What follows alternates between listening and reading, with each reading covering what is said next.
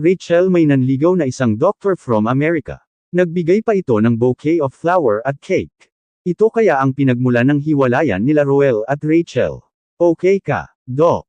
Yan ay sama-sama nating tutukan mamaya mga kalingap, at kung nagustuhan niyo po ang ganitong klaseng reaction video, paki-like at subscribe, para lagi kayong updated sa susunod kong mga uploads.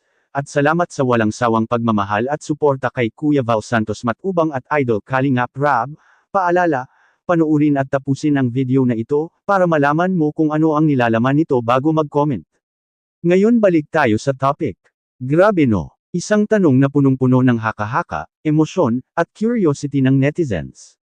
Ngayon mga idol, klaruhin lang natin agad ha, reaction video lang po ito, base sa mga kumakalat na komento at obserbasyon ng netizens. Hindi po tayo nagdedeklara ng katotohanan, hindi tayo nagbibintang, kundi sinusuri lang natin kung bakit ganito kainit ang usapin at bakit maraming napapatanong. May isang netizen kasi na nag-share ng komento na talaga namang ikinagulat ng marami. Sabi niya, share ko lang. Last year kasi mga November may nagbigay ng bouquet of flowers at cake kay Rachel na isang doctor from America. Tingin ko yan yung nanliligaw sa kanya ngayon. Flenex pa niya yan dati sa my day niya sa FB. Si Rene at Donato pa yung kinontak para ipaabot kay Rachel yun. Legit po eto, hindi gawa-gawa lang. Ayon na nga mga ka-erts, dito na nagsimula ang mga tanong, spekulasyon, at sari-saring reaksyon ng netizens. Hindi natin pwedeng baliwalain dahil malinaw na may resibo raw na nakita, at ayon sa netizen, hindi raw ito basta kwento lang. Pero bilang responsableng content creator at reactor, mahalaga ring sabihin na isang panig pa lang ito. Isang netizen, isang kwento, isang perspektibo. Hindi pa natin naririnig ang buong paliwanag ng lahat ng taong involved. Kaya imbes na husgahan agad, mas mahalaga sigurong intindihin kung bakit ganito na lang ang reaksyon ng publiko. Makikita rin natin na maraming fans ang nagulat, lalo na yung mga matagal nang sumusubaybay sa tambalan ni Roel at Rachel. Para sa kanila, hindi inaasahan ang hiwalayan, kaya natural lang na hanapin ng netizens ang pinagmulan o dahilan kung bakit nauwi sa ganito. Sa puntong ito mga idol, gusto ko lang ipaalala na lahat ng tao may karapatan maging masaya, may karapatan mag-move on, at may karapatan manahimik kung ayaw pang magsalita. Hindi rin natin alam ang buong kwento sa likod ng camera. Ang alam lang natin, may mga bagay na napansin ang netizens at ito ang pinag-uugatan ng mga tanong ngayon. Kaya sa susunod na segment, pag-uusapan natin kung paano napansin ng mga viewers na tila may pagbabago, kung kailan nagsimulang manlamig ang lahat, at bakit mas naging mapanuri ang publiko sa bawat galaw ni Rachel at Roel. Sa segment na ito mga ka-erts, dito na talaga pumasok ang matatalas na mata ng mga viewers. Alam nyo naman, kapag matagal ka nang sumusubaybay sa isang tambalan o relasyon, kahit konting pagbabago, ramdam na ramdam ng fans. At ayon sa marami, dito raw nila unang napansin na may kakaiba na. Maraming netizens ang nagsabi na unti-unti raw nanlamig ang mga kilos, hindi biglaan, hindi dramatic, kundi parang dahan-dahan lang. Yung dati raw na madalas magkausap, magkasama, o may update sa isa't isa, biglang nabawasan. May mga pagkakataon pa raw na tahimik, walang paliwanag, at dito na nagsimulang mag-isip ang publiko. May ilan pang nagsabi na kahit may ngiti sa harap ng camera, parang may kulang na raw sa aura. Hindi na raw katulad ng dati yung lamang, yung sigla, yung connection na dati ay ramdam ng mga nanonood. At dito na pumapasok ang natural na tanong ng fans, may pinagdadaanan ba sila? Ngayon, dito rin pumasok ang usapin tungkol sa priorities. Ayon sa mga komento, si Roel ay mas naging focused sa kanyang charity vlog at mga responsibilidad, samantalang si Rachel naman ay abala rin sa pag-aaral at personal na growth. At sa ganitong sitwasyon, hindi naman talaga maiiwasan na magkaroon ng distansya, lalo na kung magkalayo pa ang sitwasyon at oras. May mga netizens na nagsasabi na walang masama kung pareho silang may pangarap, at hindi rin raw ito dapat gawing issue.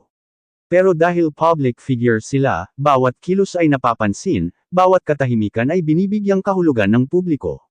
Dito na nabuo ang sari-saring teorya. At dahil sa naunang netizen comment na binanggit natin sa segment 1, mas lalo raw naging mapanuri ang mga tao. May mga nagsabing baka raw matagal nang may nangyayari sa likod ng eksena, habang ang iba naman ay naniniwalang baka simpleng kaibigan lang o taong nagpakita lang ng kabutihan. Importante ring banggitin mga idol na hindi lahat ng tumutulong o nagbibigay ng regalo ay may intensyong manligaw. May mga tao talagang bukal sa loob ang tumulong, lalo na kung may kakayahan. Kaya mali rin na agad mag-conclude, lalo na kung walang malinaw na pahayag mula mismo kay Rachel. Marami ring fans ang nagsabi na mas pinili raw ng dalawa ang katahimikan para hindi na lumaki ang issue. At kung tutusin, ito ay isang mature na desisyon. Hindi lahat ng bagay kailangang ipaliwanag agad sa publiko, lalo na kung personal na usapin ang pinag-uusapan. Sa puntong ito, mas nangingibabaw ang isang bagay, respeto. Respeto sa desisyon nila, respeto sa katahimikan, at respeto sa katotohanang hindi natin alam ang buong kwento. Ang mahalaga, walang lumalabas na away, walang sir-on, at walang negatibong pahayag mula sa magkabilang panig. Kaya sa susunod na segment mga ka-Erts, pag-uusapan naman natin ang reaksyon ng mga taong malalapit, kabilang na ang mga nakapansin din umano sa paligid, at kung bakit may mga nagsasabing parang gusto na nilang tapusin ang issue sa maayos na paraan. Sa segment na ito mga ka-Erts, mas naging malinaw sa mata ng netizens na hindi lang pala viewers ang nakakapansin. Ayon sa ilang komento, pati raw ang mga taong malalapit kina Roel at Rachel ay tila ramdam na may nagbago na talaga. Hindi man diretsahang sinasabi, pero ayon sa mga obserbasyon, may mga kilos na nagsasabing may pinagdadaanan. May mga nagsabi na maging sa mga simpleng galaw, sa paraan ng pakikitungo, sa tono ng pananalita, at sa mga desisyong ginagawa, parang mas pinipili na raw ang katahimikan kaysa paliwanag. At para sa marami, hindi ito senyales ng gulo, kundi senyales ng pag-iingat. Minsan kasi, mas maingay pa ang katahimikan kaysa sa mga salitang binibitawan. Napansin din ng ilan na parang mas gusto na nilang i-handle ang lahat privately. Walang patama, walang parinig, walang sir-on. At sa panahon ngayon na konting kibot ay nagiging issue, malaking bagay na makita ang ganitong klaseng maturity. Hindi lahat ng hiwalayan kailangang may kontrabida, at hindi lahat ng pagtatapos ay may kasamang drama. May ilang netizens pa ang nagsabi na kung may mga taong gustong maunang mag-post o magpaliwanag, marahil ito ay para na rin tapusin ang mga haka-haka at bigyan ng katahimikan ang lahat. Hindi para magpasiklab, kundi para magbigay linaw sa tamang oras. Dahil kapag pinatagal, mas lalo lang lumalaki ang kwento. Dito rin pumasok ang usapin tungkol sa pagrespeto sa bagong yugto ng buhay. Kung totoo man na may mga taong nagpapakita ng malasakit kay Rachel, hindi rin natin dapat agad lagyan ng kulay. Ang mahalaga, ayon sa maraming fans, ay wala namang lumabas na pagtataksil o panloloko. Kung may mga pagbabago man, posibleng bunga ito ng personal na desisyon at tamang timing. Marami ring supporters ang nagsabi na hindi dapat maliitin ang bigat ng long distance, busy schedules, at personal growth. Minsan, kahit gaano pa kayo kasolid dati, may mga panahon talagang kailangan munang unahin ang sarili. At kung doon humantong sa hiwalayan, hindi ibig sabihin na mali, ibig sabihin lang, hindi na pareho ang direksyon. Kapansin-pansin din na sa kabila ng lahat ng ingay, walang galit na lumabas. Walang paaring, walang galawang makakasakit. At para sa maraming netizens, ito raw ang patunay na maayos ang naging paghihiwalay, kahit masakit, kahit tahimik. Sa puntong ito mga ka-Erts, mas lumalakas ang paniniwala ng marami na hindi kailangang hanapan ng isang dahilan lang ang lahat. Hindi isang tao, hindi isang regalo, hindi isang pangalan. Minsan, ang totoo ay mas simple pero mas masakit tanggapin, na may mga bagay talagang hindi na magwo-work kahit gaano pa ninyo gustuhin. Sa puntong ito mga ka-Erts, kapansin-pansin na nagbago na rin ang tono ng karamihan sa mga fans.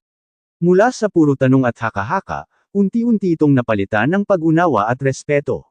Marami ang nagsabi na mas pinili na lang nilang suportahan ang parehong panig kaysa maghanap pa ng dapat sisihin. May mga supporters na nagsabing natural lang na masaktan, lalo na sa mga matagal nang naniwala sa relasyon ni Roel at Rachel. Pero sa halip na galit, mas nangingibabaw raw ang lungkot at panghihinayang. Hindi dahil may mali, kundi dahil may mga kwentong akala natin ay panghabang buhay, pero nauwi pala sa aral. Marami ring fans ang nagpahayag na kung may mga bagong taong dumarating sa buhay, hindi ito dapat ikagalit. Ang mahalaga raw ay walang nasaktan, walang niloko, at walang sinirang pagkatao. Kung may nagbigay man ng bulaklak, cake, o tulong noon, hindi raw sapat iyon para agad maghusga ng masama. May ilan pang nagsabi na mas bilib sila sa kung paano hinawakan ang sitwasyon ng tahimik. Sa panahon ngayon na lahat ay pwedeng gawing content, malaking respeto raw ang ibinigay ni Roel at Rachel sa isa't isa sa pamamagitan ng hindi paglalabas ng sama ng loob sa publiko. Dito makikita na ang totoong fans, hindi lang nandyan sa kilig, kundi pati sa panahon ng katahimikan at pagtatapos. Hindi man malinaw ang lahat ng sagot, malinaw naman na pinili nila ang dignidad kaysa ingay. Sa huli mga ka-Erts, mahalagang tandaan na hindi lahat ng kwento ay may kontrabida. Minsan, may mga relasyon lang talagang dumarating sa puntong kailangan ng bitawan, hindi dahil kulang ang pagmamahal, kundi dahil may mga bagay na kailangang unahin, sarili, pangarap, at kapayapaan. Ang mga kwentong kumakalat, tulad ng sinasabing Doctor from America, mga regalo, at mga haka-haka, ay mananatiling kwento hanggat walang malinaw na pahayag mula sa mismong taong sangkot. At bilang responsableng viewers, mas mahalagang piliin natin ang respeto kaysa panghuhusga. Kung may natutunan man tayo sa nangyaring ito, iyon ay ang katotohanang ang tunay na pagmamahal ay marunong rumspito kahit tapos na. Hindi lahat ng hiwalayan ay kabiguan, minsan, ito ay simula ng mas tamang landas para sa dalawang tao. Sa mga patuloy na sumusuporta kina Roel at Rachel, saludo ako sa inyo. Ang tunay na fans, marunong umunawa, marunong maghintay, at higit sa lahat, marunong rumspito sa katahimikan. Maraming salamat mga ka-Erts sa panunood, sa pakikinig, at sa pagbibigay ng oras. Kung may opinyon kayo, ilagay lang sa comments pero sana ay manatili tayong maayos at may respeto sa lahat ng panig. Hanggang sa susunod na reaction video. Ka-Erts, out! Anong masasabi nyo dito mga kalingap? Ito ay isang reaction video lamang, kaya pwede po kayong mag-comment sa ating comment section.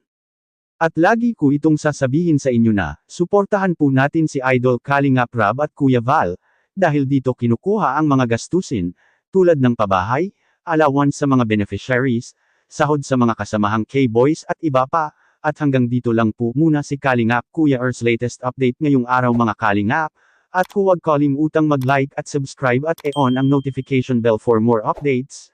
Maraming salamat po mabuhay tayong lahat, to God be all the glory.